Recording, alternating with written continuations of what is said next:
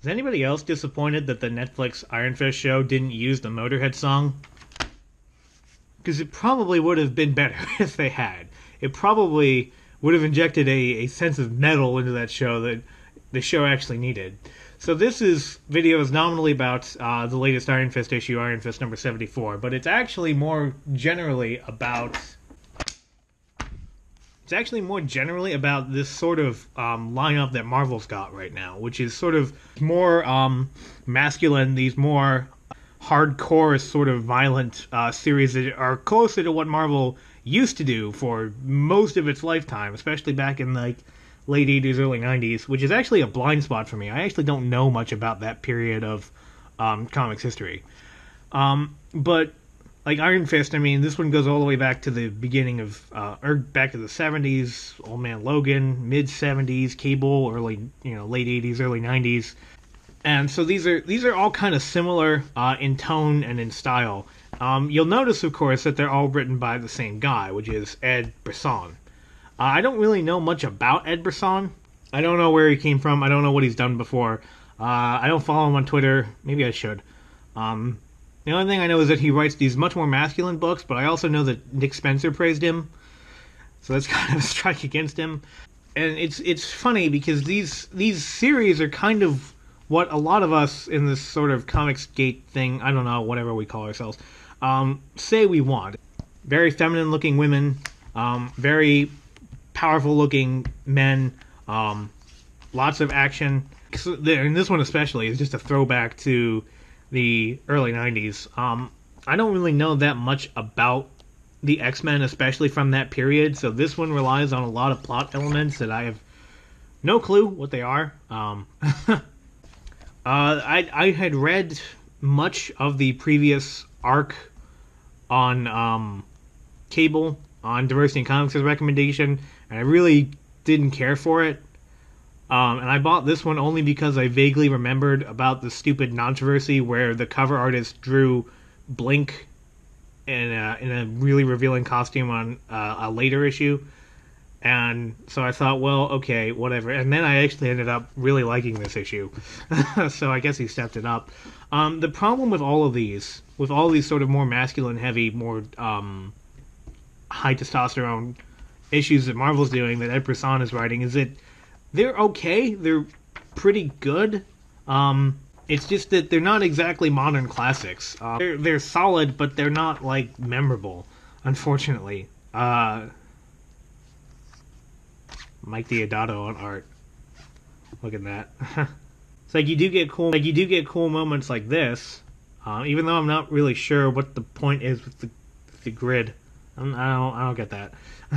But, and then I don't know how Hawkeye survives this, because it's like he's right here, and then Hulk drops a freaking tank on him. But somehow he survives this.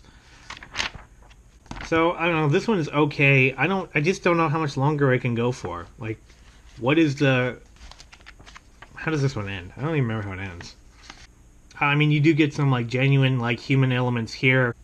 This is an alternate version of Bruce Banner as Hulk, and he is just, like, completely broken by losing to Wolverine again. It's like, even though he kind of wrecks Wolverine has completely thwarted his plans and stopped the little sort of cult of Hulks that he had going on. Damn, look at that. But it's like, I don't exactly. It's really well made, and I kind of just don't care about it. This one I actually do kind of care about, which surprised me. Even though like I said, I don't know much about the early '90s X-Men, so I don't know who half these people are. Like the little green guy and her, I know that's Blink just because of the controversy about it, but a lot of these guys I don't know who they are, and that's one thing that the early '90s stuff would, from what I've read of it, that they would do a lot, is that they would make it very obvious who these guys are.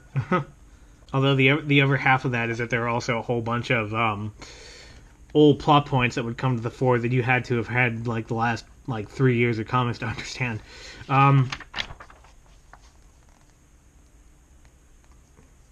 And also, like, in this issue, one problem with it is that of all the people on the cover, these are the only ones that actually appear in the issue. all the female characters aren't here yet. This one I actually want to see what happens next. So the actual thing that this review is about is Iron Fist, and I really only have this one to show off the lenticular cover because this is the only lenticular cover that made sense to me. This is the only one that's like, oh wow, that's actually really cool, because most of the other lenticular covers, they have a very famous cover and they're attaching it to a book that has nothing to do with that cover, whereas this one, I mean, Sabretooth debuted in an issue of Iron Fist. So this lenticular cover is a reference to the original appearance of Sabretooth. It's like, it makes sense, unlike most of the other ones. The only problem with this issue is, and I think this one was actually an improvement over this one, but the big problem is, like, I mean, like I said, I don't know much about the X-Men, but I thought Sabretooth was one of those guys that was just pretty much beyond redemption. I mean, I thought this was a guy who had been killing people in really vicious ways for, like, 200 years, at least. It does not seem like that this is any kind of person that we should be able to relate to, but they're trying to make him into this sort of anti-hero character. They go to a supervillain bar, which is one of those, like, cliches in comics that people have known as stupid for a long time, but they keep using it. At least this one, they kind of reference it, and the fact that, you know, big-time players don't hang out here. And then I like how they get into this. The fight scenes in the Iron Fist issues that I've read have been really cool. And then they find out that the stranger that Sabretooth brought in is actually the Iron Fist, and they're like, not cool, bruh. I thought that was funny. And then we show the brand new Serpent Society, which I actually got excited for that. Like, last time I saw Asp, I mean, Josh, that was Cable and Deadpool back in the Civil War era. So in this one, there are some genuine stakes. I don't really fully understand a lot of what's going on. Like, I don't really know who these people are or what they want, but they want, like, a thing that Danny Rand had, and they contracted the new Constrictor to steal it, and the new Constrictor got a new version of the Serpent Society together to go steal it right from Iron Fist's very well-protected vault that was guarded by a dragon. And Sabretooth is only in this because he, and I don't really know why, but he had a lot of respect for the old Constrictor, and that guy went straight before he died. And Sabretooth just can't stand the fact that there's somebody running around in Constrictor's costume that has nothing to do with the old one. So we get scenes of this like good cop, bad cop stuff where Sabretooth is acting kind of like a goofball. And I don't know how much of this is Ed Brisson and how much of this is top-down corporate decisions. I think most of it has to be a corporate decision because they're doing this whole trying to reform Sabretooth, trying to make him cool in multiple ongoing books, Weapon X being another obvious one. Yeah, it's like these are Iron Fist, Cable, Old Man Logan. They're okay. They're doing a lot of what a lot of us say we want. There's no politics in it. There's a lot of like genuine pathos in it. Like Sabretooth, even though I don't like the idea of Sabretooth trying to kind of sort of be a good guy, his motivations, at least in Iron Fist, make sense. Cable, this one really is just a throwback to late 80s, early 90s X-Men. Old Man Logan, I mean, it's kind of a dumb idea, but they're making it work, and they've got Mike Deodato on arts. So, yeah, but for one thing, these aren't getting nearly the amount of promotion that other stupider books are getting. I mean, these all have really good art, at least as far as I can tell. I don't know who this John Mallon is, but his response on social media to somebody calling him out was pretty funny. It's just kind of frustrating that, like, Bendis used to write books like this, at least that I remember, but the top-down corporate thing is to go for characters like Riri Williams, who... How many people genuinely, unironically like the Invincible Iron Man series? And I know they did it for legacy, but apparently it doesn't really. Apparently that doesn't really work all that well. I don't know. I didn't read it.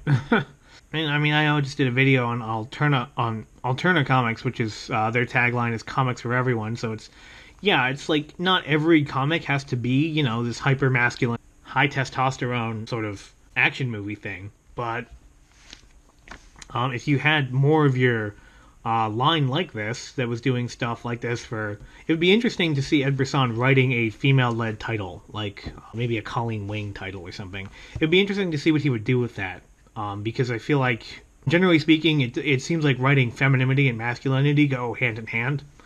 And if you can't write one, you can't write the other. And if you deliberately try to write one in a sort of a different way, you end up writing the other one differently as well.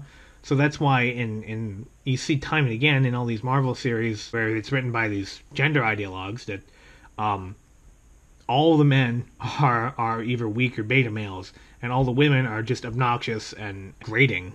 In this one, it does bring a lot more true. So I don't know. It's just sort of a middling view. It's like if I had to recommend one, I'd recommend both of these. This one, I don't know. I really like the art.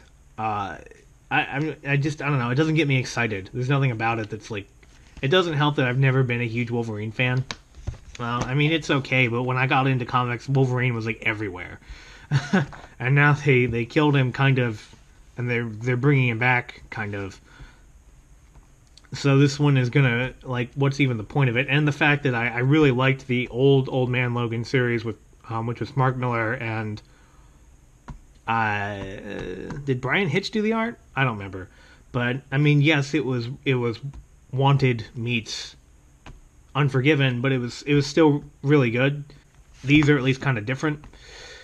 But I don't know. Tell me what you think. Tell me if you've read these. Tell me if there's other series that Marvel is doing that's kind of like this. It's not written by the same guy.